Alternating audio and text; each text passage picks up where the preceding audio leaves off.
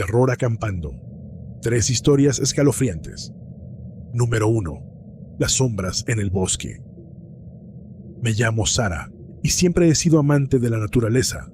Este año decidí que necesitaba un descanso del caos de la ciudad y planeé un viaje de campamento en solitario. Había investigado a fondo y encontrado el lugar perfecto. Un rincón remoto del bosque Blackwood, lejos de campamentos concurridos. Solo sería yo, mi tienda y el susurro de los árboles. El primer día transcurrió tranquilo. Llegué al lugar, monté mi tienda y cociné algo sencillo en una pequeña fogata. Me senté bajo un cielo despejado, contemplando las estrellas. Había algo casi mágico en ese silencio absoluto. Por un momento me sentí completamente libre, desconectada del ruido de la vida cotidiana. Pero todo cambió en la segunda noche. Apenas me había acomodado en mi saco de dormir cuando escuché algo. Eran pasos suaves, crujidos en la maleza.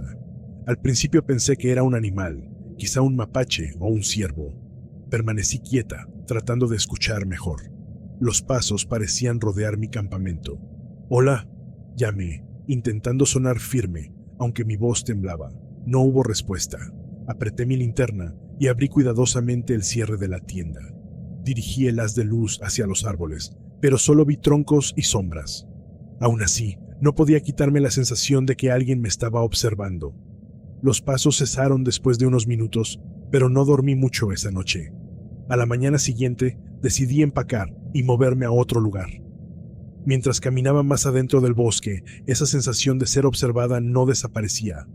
De vez en cuando, escuchaba el crujido de una rama o el susurro de hojas detrás de mí.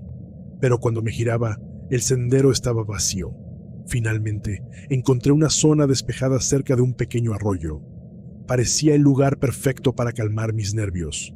Monté mi tienda de nuevo, encendí una fogata y traté de relajarme. Al caer la tarde, me convencí de que había sido mi imaginación, hasta que lo vi. Había una figura al borde de los árboles, apenas visible en la penumbra. Una persona, inmóvil, medio escondida detrás de un tronco. Me quedé paralizada, el corazón martillándome en el pecho. «¿Quién está ahí?», grité, agarrando una rama encendida de la fogata. La figura no respondió. Después de unos segundos, se deslizó de vuelta al bosque, silenciosa como una sombra. Esa noche no dormí. Mantuve la fogata encendida hasta el amanecer, con el oído alerta a cualquier sonido. Quise convencerme de que era un excursionista curioso, pero en el fondo sabía que no era así. Quienquiera que fuera, me había estado siguiendo. Por la mañana, decidí que era hora de regresar al coche. Empaqué rápidamente, lanzando miradas constantes hacia los árboles. El sendero parecía más largo y oscuro de lo que recordaba. La sensación de ser vigilada era cada vez más intensa. Caminé durante horas hasta que algo me detuvo en seco. Colgando de una rama justo sobre el sendero, había una pequeña muñeca hecha de palos y cuerda. Mi piel se erizó. No estaba allí cuando pasé por ese lugar antes. Aceleré el paso, con el corazón latiendo como tambor. Fue entonces cuando escuché las voces. Bajas y murmurantes, apenas audibles, provenían de entre los árboles. Parecían ser al menos 2 personas. No podía entender lo que decían, pero había algo burlón en su tono. Eché a correr. Mientras corría, tropecé con una raíz y caí de bruces, raspándome las manos. Me levanté de un salto, mirando a mi alrededor. Las voces habían cesado. El bosque estaba mortalmente silencioso. Y entonces los vi. 2 figuras emergieron de entre los árboles, sus rostros cubiertos por máscaras rudimentarias hechas de corteza y hojas. No hablaron, no se movieron. Simplemente se quedaron allí, bloqueando el sendero. «¿Qué quieren?», grité con la voz quebrada. Las figuras inclinaron la cabeza al unísono, como si consideraran mi pregunta. Luego, una de ellas levantó una mano y señaló más adentro del bosque. No esperé para averiguar qué significaba. Corrí en dirección opuesta, abriéndome paso a través de la maleza. Las ramas me golpeaban el rostro, pero no me detuve. Podía escuchar sus pasos, cada vez más cerca. Finalmente, salí a una zona despejada y vi mi coche estacionado al borde del bosque. Con un último estallido de adrenalina, corrí los últimos metros, luchando con las llaves para abrir la puerta. Me metí en el coche, cerré las puertas y arranqué el motor. Mientras aceleraba por el camino de tierra, miré por el retrovisor. Las 2 figuras estaban allí, al borde de los árboles, observándome mientras me iba. Nunca volví a acampar sola. Número 2. El precio de la soledad. Mi nombre es Javier. Siempre he encontrado consuelo en la soledad de la naturaleza, pero esta vez mi amor por el aislamiento casi me cuesta la vida. Decidí ir de campamento en un área remota de las montañas Pine Ridge. Era un lugar del que había oído hablar en un foro de excursionistas. Hermoso, tranquilo, pero casi desierto. Llegué por la tarde siguiendo un sendero estrecho que llevaba a una zona despejada junto a un río. Monté mi tienda, recogí leña y encendí una fogata. Al caer la noche, el sonido del agua fluyendo y el murmullo de los árboles me relajaron. No había señal de teléfono, y eso era justo lo que necesitaba. La primera noche transcurrió sin problemas, pero al día siguiente algo empezó a sentirse mal. Mientras exploraba un sendero cercano, encontré un par de huellas humanas en el barro fresco. No eran mías. Intenté convencerme de que sería otro excursionista, aunque no había visto a nadie desde que llegué. Esa noche, mientras cocinaba en la fogata, escuché pasos a la distancia.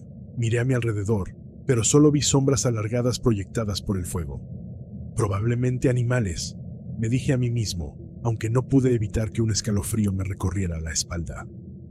En la madrugada, me despertó un sonido agudo, como si algo raspara mi tienda. Me quedé inmóvil, conteniendo la respiración. Entonces, un murmullo bajo, casi un susurro, se filtró a través de las delgadas paredes de tela. No pude distinguir las palabras, pero sonaban humanas.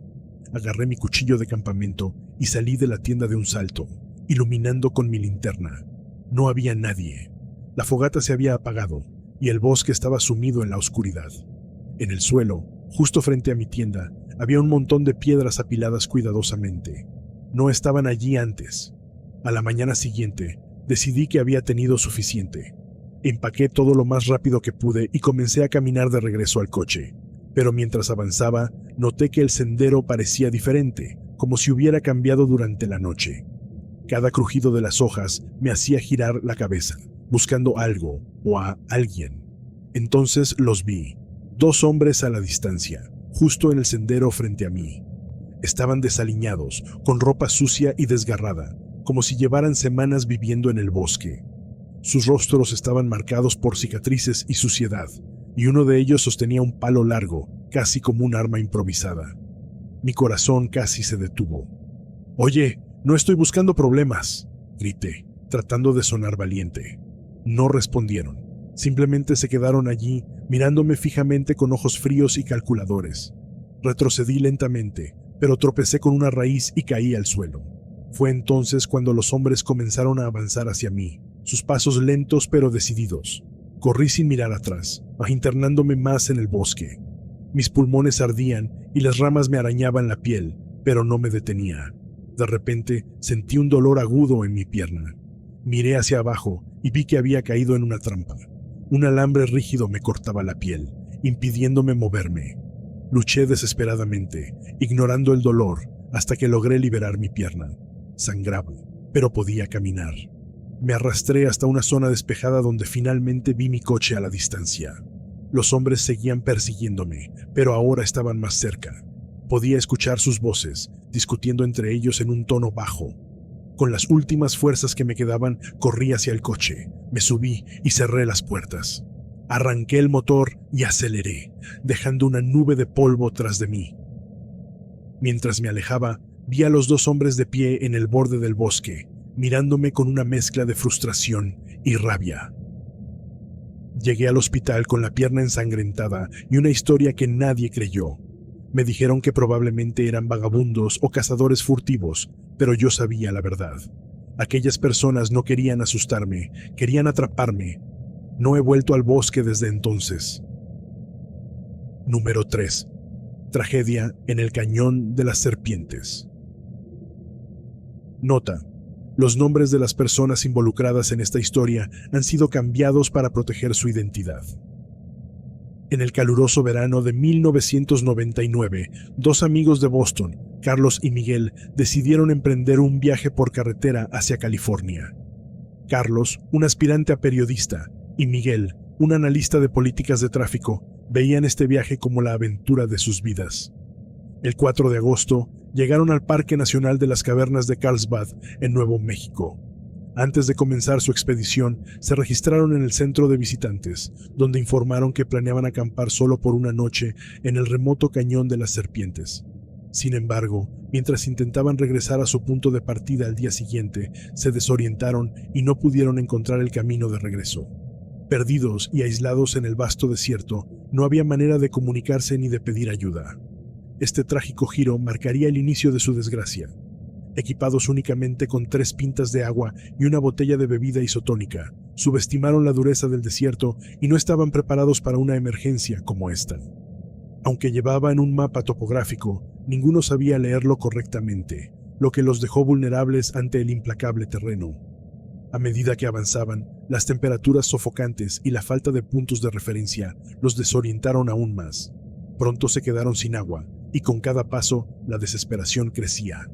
Intentaron sobrevivir lamiendo rocas, mordiendo cactus y, en última instancia, bebiendo su propia orina. Pero era inútil. Miguel comenzó a mostrar signos graves de deshidratación. Vomitaba sin control, probablemente por la ingestión de cactus inmaduros. Su condición empeoraba minuto a minuto. El 8 de agosto, debilitado y sufriendo intensamente, Miguel le suplicó a Carlos que pusiera fin a su dolor. Según las notas que Carlos dejó en su diario, su amigo no quería seguir agonizando. Desesperado y creyendo que no había otra opción, Carlos tomó el cuchillo de campamento y, con lágrimas en los ojos, cumplió la última petición de su amigo. Momentos después, cuando Carlos contemplaba terminar con su propia vida, un guardaparques apareció en el cañón. Habían comenzado a buscarlos después de que los días pasaran sin que regresaran como habían prometido. Deshidratado y al borde del colapso, Carlos confesó lo sucedido al guardaparques. Cuando le preguntaron por Miguel, Carlos señaló un montón de rocas y murmuró: «Lo maté». Tras su rescate, Carlos fue arrestado y llevado a juicio. Durante el proceso, se declaró culpable de homicidio en segundo grado. Aunque enfrentaba una sentencia de hasta 20 años, el juez consideró las circunstancias extremas. Fue sentenciado a 15 años, de los cuales solo cumplió 2 en prisión, seguidos de libertad condicional. La familia de Miguel, devastada por la pérdida, expresó su perdón hacia Carlos. Creían que no había actuado con malicia, sino desde el profundo amor y la desesperación de un amigo que no veía otra salida. Esta historia es un recordatorio de lo impredecible y peligrosa que puede ser la naturaleza. Nunca subestimes los riesgos de un entorno desconocido. Si planeas una aventura, prepárate adecuadamente, lleva suficiente agua y equipo, y comunica siempre tus planes a las autoridades locales. Una simple precaución puede marcar la diferencia entre la vida y la muerte.